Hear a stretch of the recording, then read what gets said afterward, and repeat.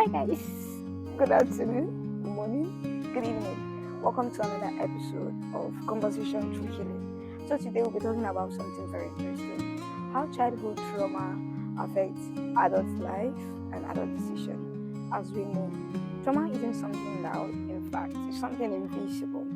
But it has been proven that children don't grow out of pain; they grow around it, and that is to say that it is not in the plenty things that we think that get people traumatized. It's in the little things that we do. For example, when a child grows up into an addictive environment where he's exposed to fight, where he's exposed to addiction, where he's exposed to even spiritual manipulation, it goes on to affect the child. Another way when what traumatizes a child is when a child grew up with no care or overly criticism. He's always been criticized about every single thing he does. Don't do this, don't do that. You're not getting this right, you're not getting this right, and so on and so forth.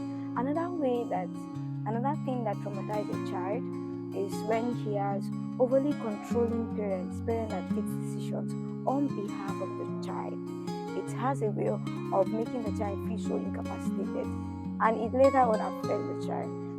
Okay, so another thing that traumatizes a child is when a child is constantly made to carry himself, to feel responsible for another person's emotion. For example, being the first child, or being the first male, or being the first female, where your parents expect you, don't do anyhow, because you have siblings that are looking up to you. So you grow up to being in that state that you don't really even care about how you feel again. But you're always, okay, I should not make this mistake because they said my siblings are looking up to me. I should not make this mistake because they said this and this and this and this. And the later part of it is going to affect that child. Okay, so how it grew up to affect that child is the child grew up in that environment where he always wants to please people because he's scared. He doesn't even know. He just wants to be accepted. He just wants to feel someone listens to him, someone hears him, and someone respect what he has to say. And it's not right, because most of the times you don't see someone that you always please all the days of your life. You just have to be okay with what you do, satisfied that your decisions at this point is beginning to make sense, and you should be able to bring yourself out of a wrong decision when you begin to make one, and that is you have to start making good decisions from what you're quite early.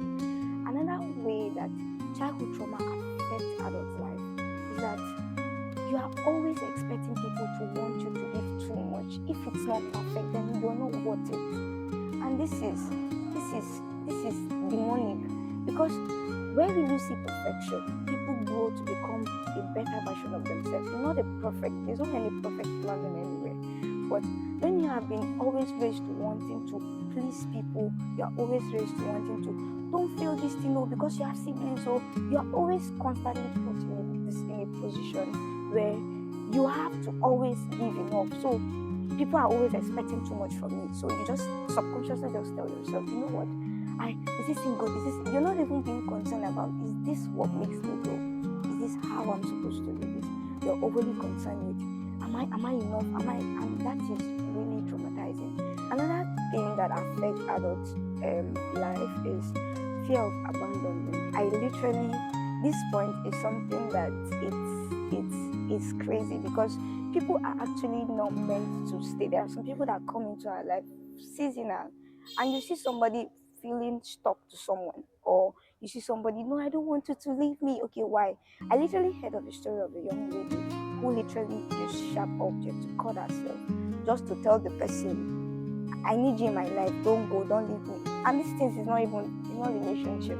And this kind of people, there's no way they don't attract toxic people to their lives because of how they've been wired to live. Another thing that trauma affects someone in their adult life is, have you seen some way people relate with God? They do not love God, they are fearing God. Okay, you know the concept of fearing God because of the love of God. It's not like that. This one is the fear that, God, I don't want to miss it, God, I don't want to do this, and then you keep wondering, is this what you think Christianity is about? Is this what you think, or even loving God, whoever God you worship, is this what you think loving God is? I think reference to God should come from a point of love, because you love Him.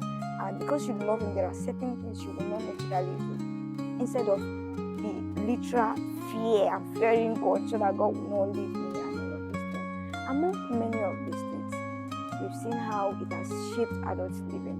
Another thing that I want to talk about is, why do we think we have these things? Why do we think we have these things over and over in the life of many people living in the society who are truly sick, but they don't even know they are sick? Is that the brain has been rewired. So trauma has a way of rewiring the brain and your nervous system to think survival instead of connection.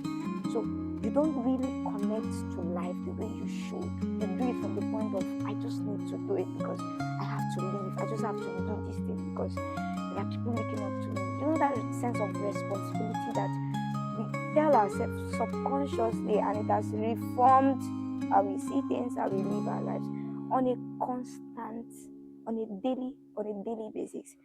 So in plenty of this grammar that I just spoke now, what's the way out? I think the first is, you have to acknowledge what you've gone through and name it, because what we go through is on different, like it's different from other people. So if yours is grievance, you name it. If yours is bitterness, you name it. If yours is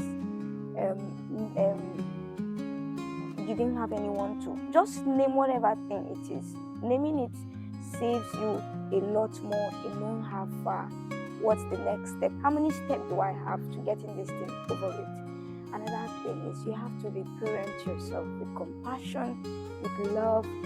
Create that space environment that you need. Okay, you grew up into this and you do not have the opportunity to live otherwise. Why can't you create it for yourself now? And this one is, you have to trust God for your healing and then therapy. And the truth is that you should know that God truly loves you, and if He comes to die, He sent His Son to come die for you. There's nothing He can do for you. There's no brokenness inside of you that cannot be healed. You have hope. There's hope. There's life, and therefore you're going to get okay. You'll be better. And lastly, keep loving yourself. Keep praying, keep believing that I am coming out of this. So I just pray that this touch the side of your soul, and I'm truly grateful that I'm here with you. I'm talking to you right now. So if you are going through any therapy and you've gone through any of those things and you feel you need to reach out to us, don't worry about it. We have professional trained psychologists and mental health care personnel that are working with us. And just do well to just send us a hi message, a DM, or reach out to us on the number below, and we'll be happy to see you. We're happy to hear your story. And till next time, take care of yourself. We love you, but God loves you more.